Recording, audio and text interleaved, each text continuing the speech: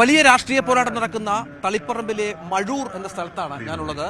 ഇവിടെ ഒരുപാട് ആളുകൾ ശ്യാമൽ ടീച്ചറുടെ സ്വീകരണമുണ്ട്, ടി കെ ഗോവിന്ദന്റെ സ്വീകരണം, അതുമായി ബന്ധപ്പെട്ട് പങ്കെടുക്കുന്നവരുണ്ട്. അവരോട് നമുക്ക് ഈ മണ്ഡലത്തിന്റെ സ്പന്ദനം ഒന്ന് ചോദിക്കാം. എങ്ങനെയുണ്ട് ഇവിടുത്തെ സാഹചര്യം? രാഷ്ട്രീയ കാലാവസ്ഥ എങ്ങനെയുണ്ട്? രാഷ്ട്രീയം നല്ല ചൂടാണ് നടന്നുകൊണ്ടിരിക്കുന്നത്.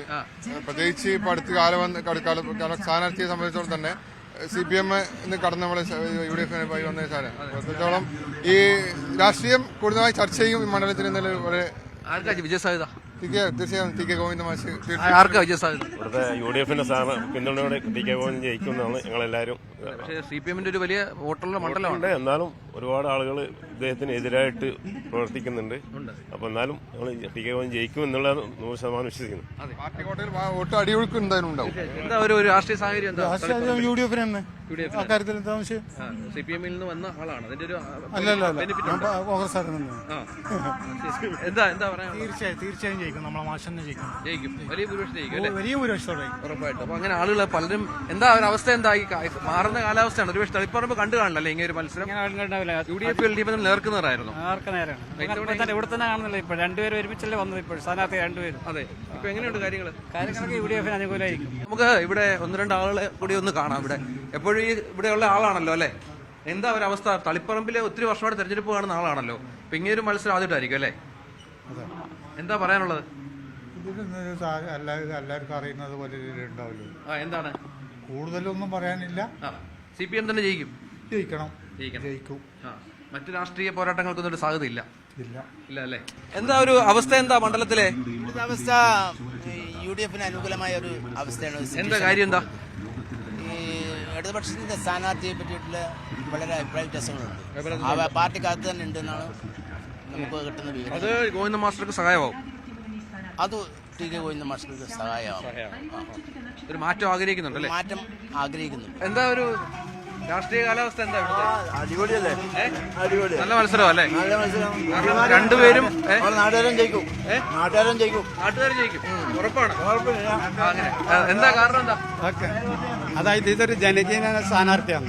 അപ്പൊ ജനങ്ങൾ എന്തായാലും ഗോവിന്ദ മാഷ്ക്ക് വോട്ട് കൊടുക്കും, ജയിപ്പിക്കും. CPM മണികളുടെ വോട്ടും കിട്ടും അല്ലെ? CPM വോട്ടും ഗണ്യമായിട്ട് കിട്ടും. നല്ലോണം കിട്ടും, സംശയമില്ല. എന്താ പറയാനുള്ളത്? അവരുടെ പ്രകടനത്തിനും യോഗങ്ങളിലും ഇതുപോലെ എല്ലാ സ്ഥലത്ത് പോകുന്ന ആളുകൾ, മഹാഭൂരിപക്ഷ ആളുകളും ഗോവിന്ദ മാഷക്കാർക്കും വോട്ട് ചെയ്യുക.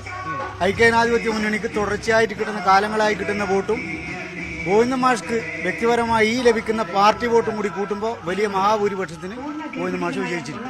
ഒരുപാട് തെരഞ്ഞെടുപ്പ് കണ്ട ആളാണല്ലോ. ഇത്തവണ ഇച്ചിരി വ്യത്യസ്തമാണോ മത്സരം? ഇപ്പോഴത്തെ മത്സരം എന്ന് പറയുന്നത് രണ്ട് പാർട്ടിക്കാർ തമ്മിലാണ്. ആ സംശയമില്ല കാര്യം. അതിന്റെ കാര്യം എന്താ? അവന്റെ കാര്യം വെച്ചാല് 10 കൊല്ലം കേരളം നിൽക്കാൻ പറ്റില്ല. 5 കൊല്ലം അപ്പുറം പോകില്ല. കേരളത്തിൽ ലേപം എടുത്തു. 5 കൊല്ലം മാറിക്കൊടുക്കേണ്ട ബലിയാക്കും. എന്തെങ്കിലും ആയിട്ട് പുറത്ത് നീങ്ങണം. ഈ നീങ്ങുമ്പോ മറ്റേ ഭരണം മൊത്തത്തിൽ നന്നാവും. എല്ലാ കാലം നന്നാണെങ്കിൽ ഐക്യ ജനാധിപത്യ മുന്നണി വേണ്ടി നമ്മൾ ഇന്ത്യന്റെ ഭരണഘടന പ്രകാരം ഭരിക്കുന്ന ഒരു അത് എല്ലാ ആൾക്കും അതിന്റെ ആനുകൂല്യം പ്രശ്നമാണ്. അതിന് ദോഷം ചെയ്യാൻ പാടില്ല. എന്ത് മതാചാരത്തിൽ ഒരു തടസ്സം ഉണ്ടാകാൻ പാടില്ല. അതല്ല ഐക്യ ജനാധിപത്യം ഏകം പോകുമ്പോൾ അതിനാണ് 5 കൊല്ലം വയ്ക്കുന്നത്. 10 കൊല്ലം പോയാൽ എന്താ ഇവിടുത്തെ രാഷ്ട്രീയ കാലാവസ്ഥ? എന്താ? ശ്യാമൽ ടീച്ചറിനെ ജയിക്കും, വലിയ ഭൂരിപക്ഷം ജയിക്കും. ടി കെ ഗോവിന്ദ മാസ്റ്റർ മാറിയത് പ്രശ്നം ഉണ്ടാക്കില്ല, കുഴപ്പമൊന്നുമില്ല. അപ്പൊ അങ്ങനെയാണ് മണ്ഡലത്തിലെ നമ്മുടെ ഈ പ്രദേശത്തെ ജനങ്ങൾക്ക് പറയാനുള്ളത്. ഇപ്പോൾ അവിടെ കാണുന്നത് ടി കെ ഗോവിന്ദ മാസ്റ്റർ കഴിഞ്ഞു. ശ്യാമൽ ടീച്ചറുടെ സ്വീകരണം അല്പസമയത്തിനകം ഈ പ്രദേശത്ത് ഉണ്ടാകുമെന്നാണ്. അവരെ സ്വീകരിക്കാൻ ആളുകൾ ഇവിടെ ഇപ്പോൾ. സുമേഷ് മൊറാഴയ്ക്കൊപ്പം രഞ്ജിത്ത് രാമേന്ദ്രൻ, തളിപ്പറമ്പ്.